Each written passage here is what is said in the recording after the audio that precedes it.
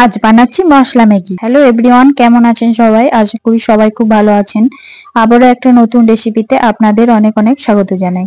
কড়াইয়ে জল গরম করতে দিয়ে ম্যাগির প্যাকেটগুলো একে একে কেটে ম্যাগিগুলোকে ভাপাতে দিয়ে দিলাম। এবার ম্যাগি মশলাগুলোকে একে একে কেটে একটা ডিশে রেখে দিলাম। কড়াই সাদা তেল, সামান্য জিরে ফোড়ন দিয়ে দুটো ডিম ফাটিয়ে সামান্য লবণ দিয়ে ভালো করে ডিমগুলোকে ভেজে নিতে হবে।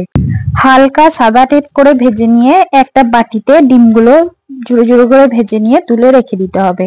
তারপরে ওই একই তেলে দিয়ে দিতে হবে কেটে রাখা পেঁয়াজ আর সামান্য লবণ দিয়ে ভালো করে পেঁয়াজগুলো একটু নরম করে ভেজে নিতে হবে। তারপর দিয়ে দিতে হবে কেটে রাখা আলু, গাজর, টমেটো দিয়ে কিছুক্ষণ ধরে নাড়াচাড়া করে ভেজে নিয়ে 5 মিনিটের মতো ঢাকা দিয়ে রাখতে হবে যতক্ষণ না সিদ্ধ হচ্ছে। তারপর ঢাকা তুলে কেটে রাখা লঙ্কা, 1 চামচ চিনি আর ভেজে রাখা ডিমটা দিয়ে ভালো করে মিশিয়ে নিতে হবে।